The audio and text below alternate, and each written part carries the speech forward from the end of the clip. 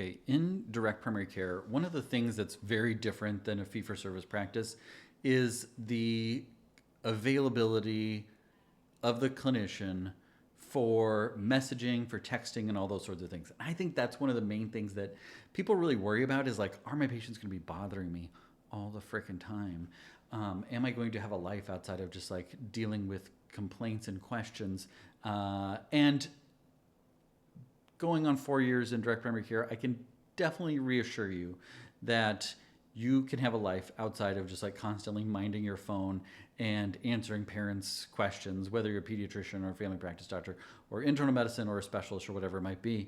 You can have a life outside of just kind of constantly answering questions. And so, especially as you start off, you have to realize that direct primary care, as I talked about in another video, you have a smaller patient panel.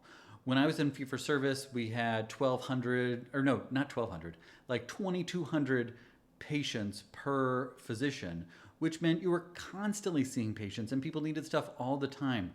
Most pediatric direct primary care practices are tap out at around 300 to 400 patients per physician. And so you have a much smaller panel than you're used to. We have, over the past 4 years, kind of got a good pulse on how frequently people are going to reach out. It's a little bit different during sick season versus summer, that sort of thing. But in general, this rule has held true since we were at 100 patients, and then we were at 400 patients, and we were at 600 patients. It's kind of held true that typically we hear from about 3% of our patients per day. So we have about 700 some patients now. So we hear from about 20%, 20 of them, not 20%, 20 of them per day over text message. And so that's about 20 text messages a field, which if you think about, well, it seems like a lot, but you divide it over the course of the day, nobody expects instant text messages back. It's very manageable to handle 20 text messages of maybe one or two back and forth of look at this rash, or my kid has a cough, or I'm concerned about this, or how do I start solid foods, all the different things that you could imagine that people text message.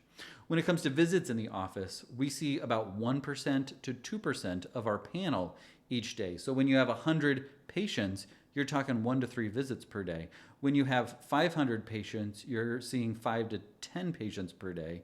And so it's a much smaller amount of patients that you're seeing on any given day. Now, how does that spill over into the evening? Well, in a big fee-for-service practice, you're open late into the evening, or you're pushing people off to urgent care or putting them off to the next day because you just don't have space.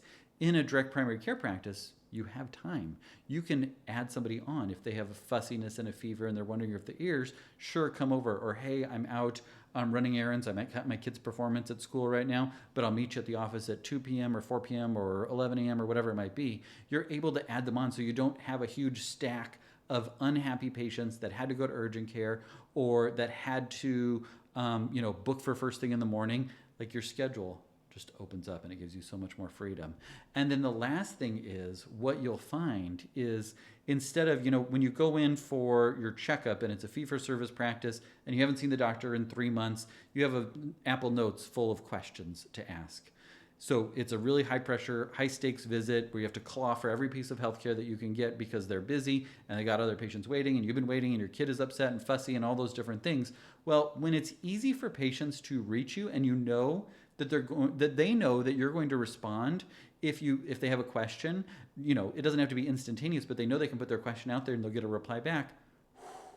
It frees them from feeling like they have to have so much riding on that one visit.